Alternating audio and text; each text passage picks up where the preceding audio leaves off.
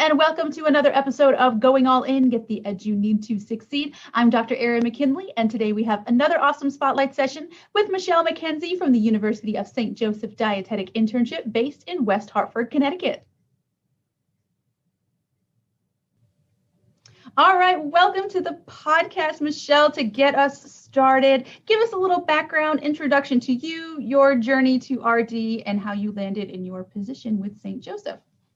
Okay, I started off at the University of Connecticut with my undergraduate degree and thought I wanted to be a physical therapist, but changed my mind in my junior year and ended up going through the dietetics program at UConn and then ended up at St. Louis University Medical Center for my internship, which was an amazing experience, and had really been a clinical dietitian for quite a few years, ending up in management for a food service company, which I really enjoyed. But then as I got a little older and my kids were grown and, going off to college themselves, I developed an interest in education. So when this position opened up in January of 2019, I applied, and I'm just loving the University of St. Joseph. And I've been in the director position since that time. And since then, we've had an accreditation review, and we've also had a pandemic. So it's been very interesting, but it's also been a very great experience, and I've learned a lot. So just to jump right in, we were going to do a little overview, and these are kind of the topics I'm going to cover today. So we are part of the School of Interdisciplinary Health and Science at the University of St. Joseph in West Hartford, Connecticut. And West Hartford is located primarily halfway between Boston and New York, if that helps everyone who's not from our area. And there's a nice downtown area that's very, full of professionals and young adults, and a lot of restaurants and the Blueback Square, and a lot of attractions for our students. So they really enjoy our environment in West Hartford.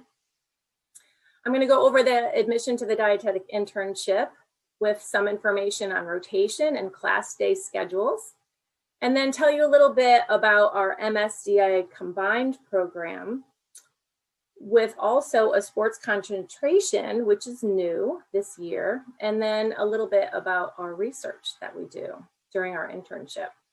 So when we look at admissions, we do use the DICAS application system, and we also have a USJ supplemental application, which is part of that process. And then we do use D&D Digital to match. So part of that, and one of the most important pieces, is the personal statement. And within that personal statement, we really like to hear about why USJ, what attracted you to our program. It really helps when the intern can speak a little bit about our program that shows us that, that intern is very interested and really what drove them to apply to USJ. And what drives interest in dietetics is also a very important piece to that. Looking at letters of recommendation, those are very important. And I put these two pieces on there because really they're the most important to me as a reviewer of applications. I take these two pieces very seriously. I can see a lot about an applicant through the letters as well as the personal statement. And so just as a reminder to put some thought into who is going to write your recommendation letters, make sure they know you. Not only that you got an A, but that they know your character and your drive and your ambition, and maybe a little bit personal about you. And can they speak to your character? So those are all some pieces that I just wanted to mention that we look at as an interviewing committee. So an overview of our schedule: we have Welcome Day during the summer in June. And that day is usually on campus. We do a lot of icebreakers and some laundry lists of information that we need to provide, but also it's just really a day to get to know each other. We do assign summer modules, and a research module, as well as city training, ethics, and HIPAA training over the summer. So the summer before the internship tends to be very busy.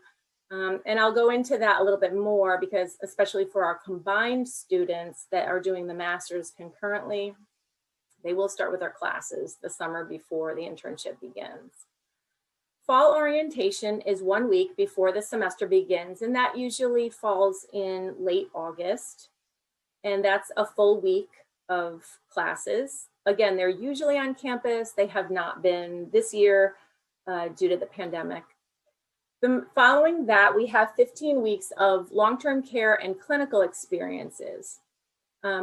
Same idea, long-term care needed to be pulled off to a remote rotation this year, which ended up going very well, and we were very proud of it. We utilized a lot of different platforms, and we had a lot of speakers come in. We did role play, and we got through a lot of the topics within long-term care pretty successfully. We got some really good feedback from our interns about the experience they had, and they all reported that they felt very ready to go into their acute care experiences following that.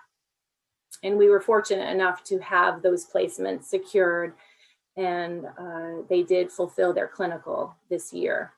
We have class days twice monthly, and some of the topics that may be covered in our class days are pediatrics, ICU nutrition. We do have a clinical focus in our internship, and that primarily revolves around that first semester. So it's very clinically focused with a lot of speakers that have clinical expertise in certain areas, assignments that are revolved around the clinical piece. So a lot of focus in that area, as well as a culmination of the semester with a clinical case study presentation, which I'll talk about in a minute. So fall assignments, these are just some things that we do. We do an EAL extended care project. We do nutrition-focused physical exam videos. We have nutrition videos that we do, and we present them, we share them with everyone. It can really be a topic of the student's choice, but they have to have, a clear message. That's kind of a fun event. We do mentor each other for the clinical case studies. That's a new way to meet the mentoring competency this year. It was kind of just something we thought of to take a little bit off of the faculty plate this year. So we had the interns mentor each other, which worked out fabulous. And we had them provide some reporting on what their recommendations were. And they really helped each other out a lot with their clinical case studies. It was great. We have a research project, which I talked about a little bit.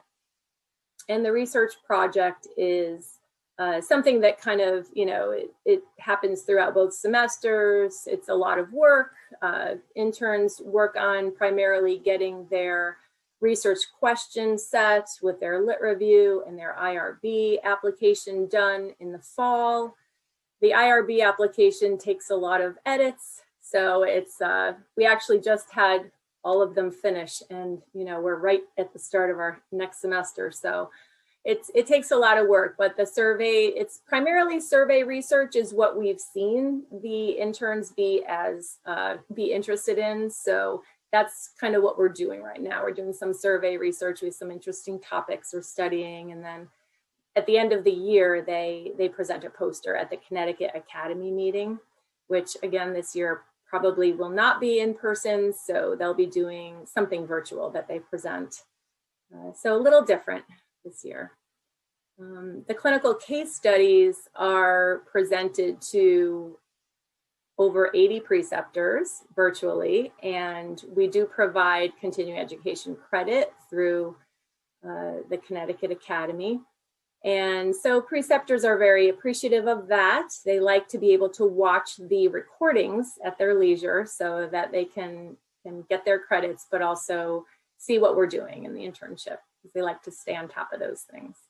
So then we have the spring schedule, and spring orientation is about 3 days, and then it's followed by 6 weeks of food service, and then school nutrition, and then 3 to 5 weeks of sports nutrition, which is optional. We have about 6 interns doing the sports nutrition rotation this year. So that requires a lot of scheduling. We do work with the athletes at Central Connecticut State University, as well as USJ. In the past, we've also worked with AIC and the University of Hartford. It depends, which programs really request the nutrition counseling, and then just the availability of preceptors, really. So we're also looking to expand that into the Bone and Joint Institute at Hartford Hospital. So we're hoping to establish that affiliation soon so that our interns can also go over there and work with those athletes as well. We also have, following that, community and enrichment the remainder of the semester. So those rotations really can be anything from retail to corporate nutrition to working in the food bank or with food share in the community, as well as potentially working in an area of their enrichment selection. So we do survey our interns at the beginning of the year and find out what they're interested in.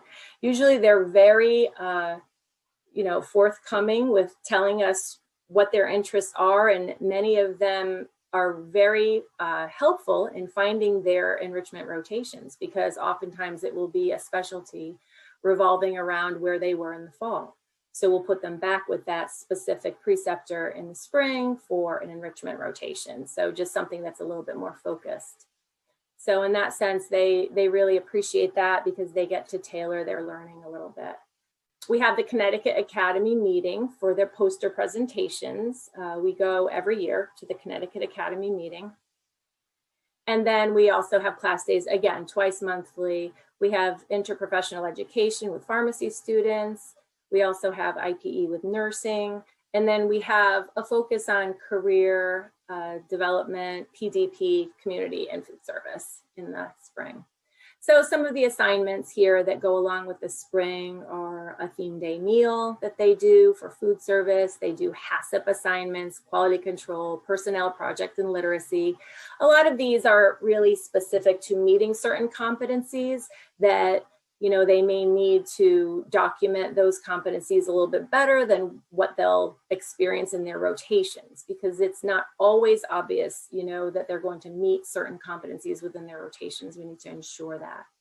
We have social media case studies that we do in class, and then also a public policy project. Again, the research project kind of culminates in the spring, and then the research presentation, which is both video and written. So it's a full schedule, but there's a little bit more flexibility in the spring in terms of rotation.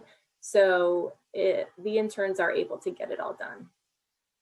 So when we talk about our preceptors, USJ and the organization, we enter into an affiliation agreement. So we have a lot of contracts with various companies and sites throughout Connecticut, Rhode Island, and Massachusetts.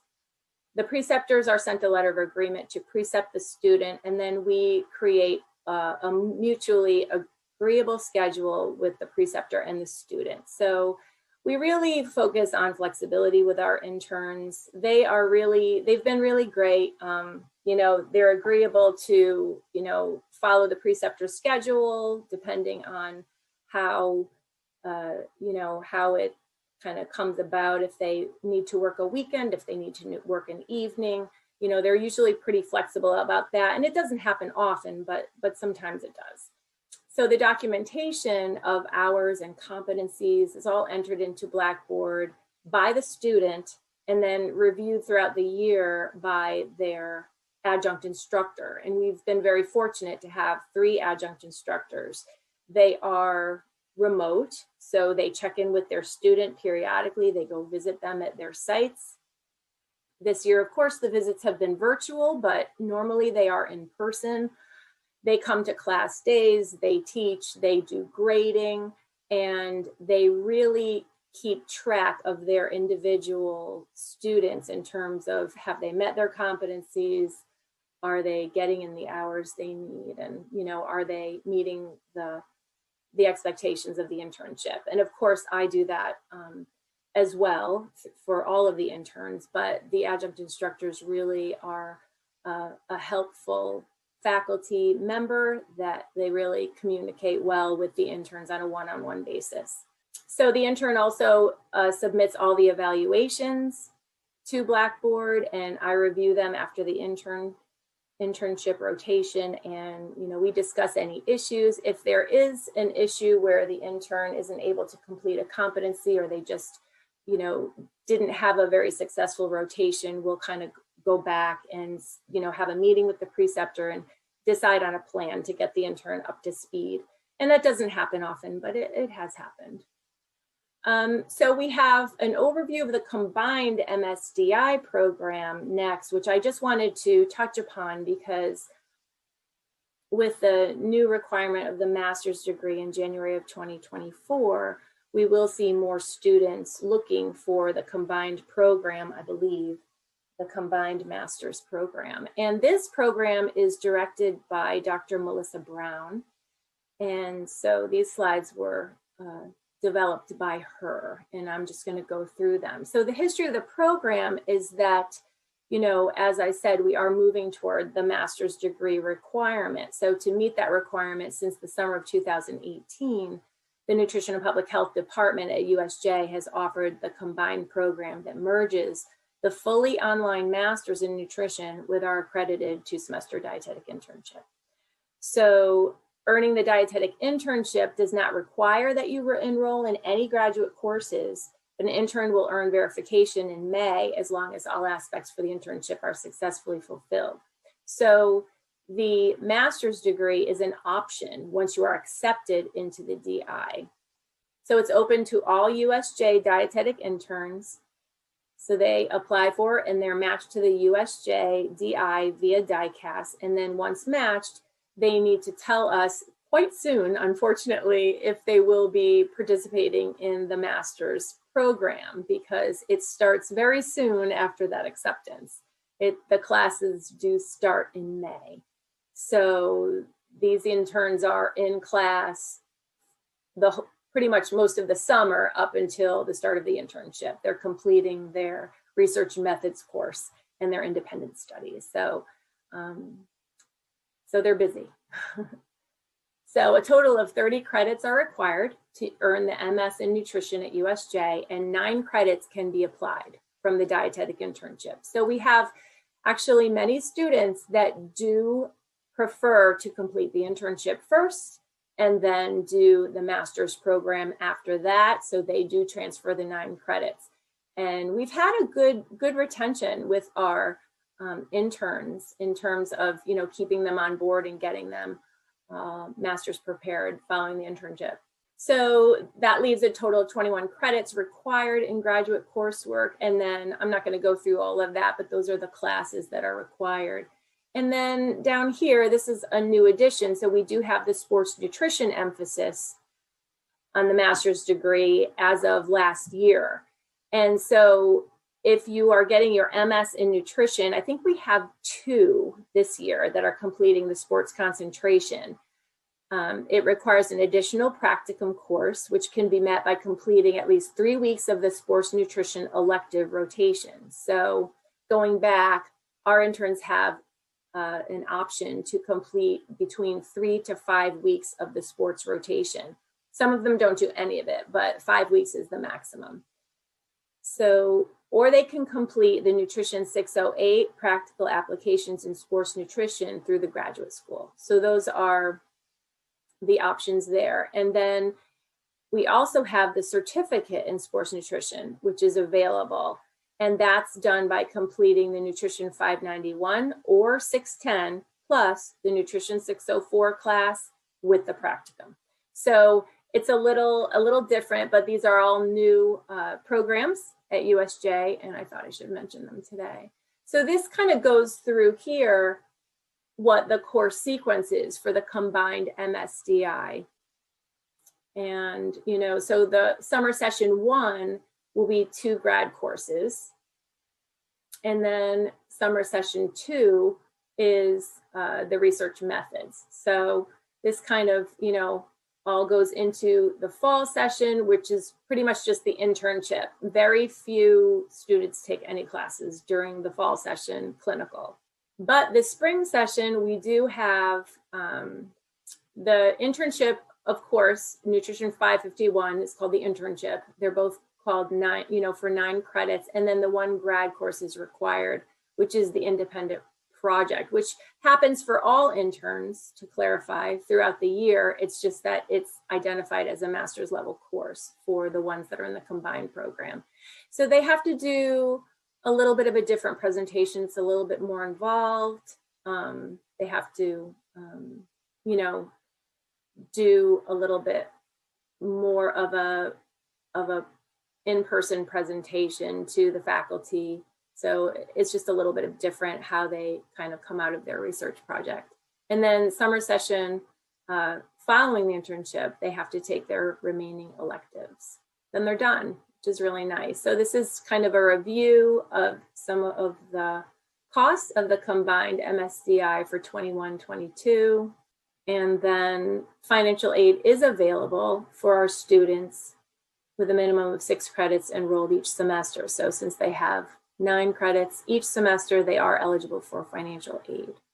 We have graduate assistantships as well. So we have had students from USJ that have applied for the internship. If they didn't get accepted their first year, they may go into their master's program, do a graduate assistantship, and then reapply. And that's happened, and it's worked out great for some students. And that's it. So there's our information. If you want to contact us, this is Dr. Brown. I highly recommend contacting Dr. Brown if you have any questions about the combined master's program or any of the sports nutrition programs, because she developed those and she can better answer the questions for those. Right, perfect. Thank you for that information. I'm going to jump right into the 5 questions that I ask every program that comes on the podcast. Is there one thing in particular that you just really love to see when you're reading an applicant's personal statement? Yeah, I like to see, as I kind of spoke before, I like to see what drives the student, what motivates the student to look toward a field of dietetics. But also I really like to see that they've looked into USJ and why they think they'd be a good match for our program. What drew them to our program specifically? I like to hear those details. And it makes me feel like they did their homework and they really can kind of, feel that they'd be a good fit for the program. So this is related to resumes. So true or false, an applicant's resume should be 1 page and 1 page only. Either way, why? I feel that it should be 1 page, whereas I don't feel that way if it were a job application. I do feel that for a DICAS application, definitely 1 page is sufficient. I think a lot of the information is already in the application. And when I look at the resume, usually I'll just look at it to clarify something for myself, either a timeline or a specific job. And what the intern did at that job, if I wasn't really clear. So I don't think it needs to be very long. I think 1 page is completely sufficient. Right. So what is one thing that an applicant may do, and this could be in the application itself or maybe in some interactions that you may have with them prior to them applying or being accepted, is what are some things that they might do that might raise some red flags for you to where you would think maybe this person isn't the best fit for our program? Well, if I see inconsistencies in the application, or if, there's some level of dishonesty that was evident, that would be a real red flag for me. It's happened before where we've had people apply and then, maybe I'm trying to think, it hasn't happened very often, but where something was found to be untruthful. And, in our small world of dietetics, we all know each other. And I think it's important to be honest and truthful. And, that would probably be the only thing I can think of, really. That would be a red flag for me. All right. So what is one thing that you're actively working on trying to make even better of an experience for the interns? Well, we're working on many things, but if I had to pick one thing, it probably is that we are really working on preparing our interns for the CDR exam. And I say that because, although we provide so much information and we go over all of the didactic information and we're reviewing MNT throughout the year, it seems that the interns really like the experiences revolving around taking that test, because they want to get through that test, they want to pass. So we've put together a lot of little mini mock exams that we post on Blackboard, and they have to take them, and they're timed, and they're not graded. They have as many attempts as they want. No one knows about how many attempts they've taken, but it's important to just have that exposure to those tests and to understand, what it will feel like to be timed and to have to, have that information readily available. So we've done that. We've made some like a little game show where we've had teams and we got them buzzers and we would flash up questions on the board. So we make it kind of, something that would be a very stressful topic. We try and make it fun. And again, we don't grade them on these things. We don't evaluate them. We just it's to let them know this is what's coming and this is what the questions are going to look like. So they appreciate that. And that was done as a suggestion, actually, from a past year's internship class. So we try and implement those things when they make suggestions. So how has that affected the pass rate for the program? It's improved, actually. I can't say that specifically has made our numbers improve, but our pass rate has improved. All right. Well, my last of the 5 is a 2-part question. And the first part is, what are the best 3 adjectives, descriptors, or phrases that you feel best describe your program overall? Well, the first one I would say is diverse, because we have a number of rotations. The nice thing about USJ is that no one intern has the same experience. They all have very different experiences with different preceptors in different clinical settings. And so the feedback from that has been, the interns really appreciate being in so many different sites. They do travel quite a bit, and although we try and keep them demographically close to where they live, they do end up traveling to different sites. And at the end of the internship, they do say that that's very beneficial to them. I would say also competitive, because we have so many applicants and we only have 16 spots. But our application pool has gone down a little bit over the past 3 years. So it is, it's still competitive, but it's becoming a little bit better. And then the third thing I would say is compassionate mentoring. So the reason I say that is that once we accept our interns, we are completely dedicated to them.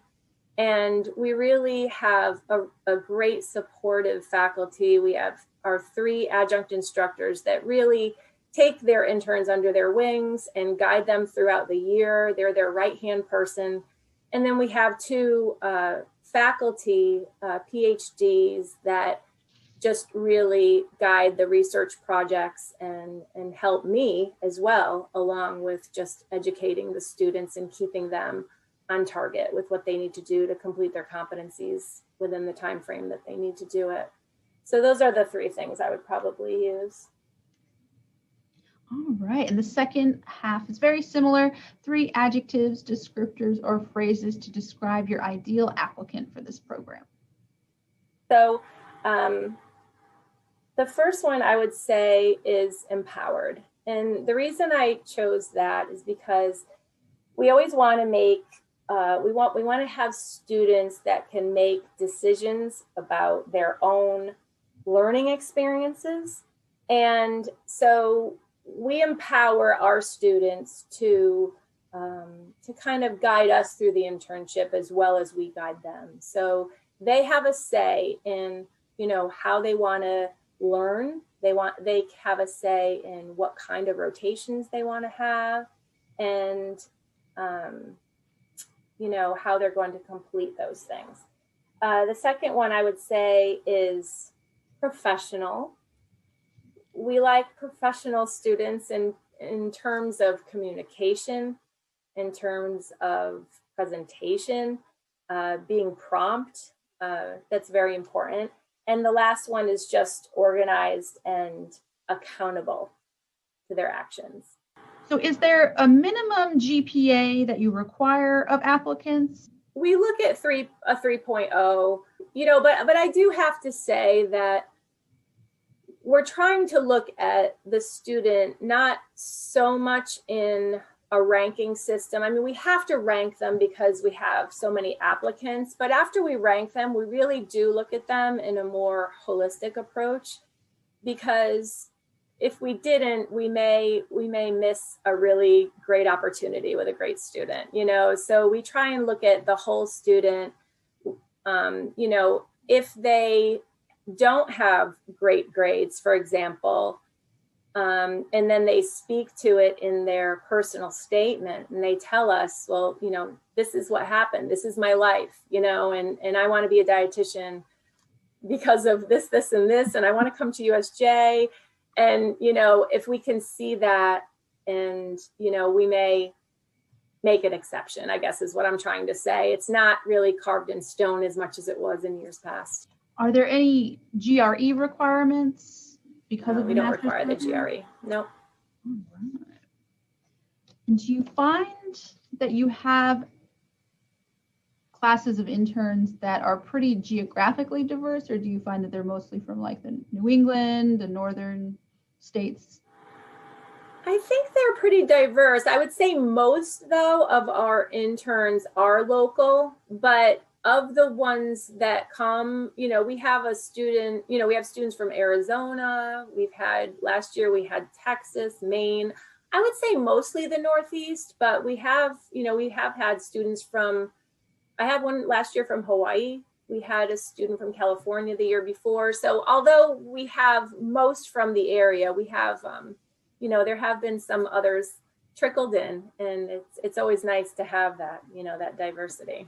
So thinking about after your interns leave you, what kind of settings do the interns commonly land in as far as their first job? Do they stay local? Do they tend to go, if they did that sports concentration, do they gravitate directly towards that? What are the different kind of areas you're seeing them wanting to go into? I see mostly clinical settings, honestly, and I don't know if that's because that's where the demand is for the interns, but we've had amazing success with placement for our interns. They've all gotten jobs within a year. They're oftentimes hired by their preceptors is what we're finding. And I'm sure that's the same for a lot of programs. But we always tell them when you go to these rotations, we want you to really, pretend it's your first day on the job, because you'll never know if they'll be needing someone and they'll really like the work you do, and they'll like your work ethic, and they'll hire you. So we've seen that a lot with our interns. But the ones that gravitate towards sports, it's an interesting question. We're finding that there aren't as many sports nutrition opportunities out there right now. But what we do find is that some of our interns are, kind of taking on a clinical role and thinking about a private practice opportunity. And so in that sense, there are just so many athletes out there that are looking for nutrition advice and guidance. And so we're hoping that continues to grow. All right. Well, I have just one more question. So thinking about all of the major changes that you've had to make with rotations due to COVID, when that's over, or whatever our new definition of that being over is there anything you think you're going to keep because you actually kind of like it being more virtual? I've kind of thought about keeping the long-term care rotation virtual, just because I put so much work into it. But when I think about the experience and really meeting with someone one-on-one and having them right in front of you, I think it's advantageous for the interns, although it was probably, I think I had more control over the rotation and what, knowledge they were getting, rather than spreading them out through all these different sites and not really, having as much control over it. But I think that it's valuable to be in the sites and with the different preceptors. So I probably won't hold on to it. But it's nice to know that I have the material and, if it needs to happen or if the pandemic goes on longer than we expect, that it's nice to be able to fall back on it and know that you had that positive, feedback regarding it from the interns, All right. Well, to close us out for this episode, give us one last take-home message for potential applicants to your program. Well, I guess I hope you apply. I hope you apply to USJ because we have a lot to offer. We have a very diverse program and a little set apart with our sports nutrition concentration for our masters. And so we hope that you look into our program, and any questions, please don't hesitate to reach out. All right. Well, thank you, Michelle, for being with us on this episode. And for those at home who would like more information on the program at USJ, I provided the web link to their program in the description below this video. And as always, don't forget to like this video and subscribe so you never miss an episode with another awesome dietetic internship. And we'll see you next time.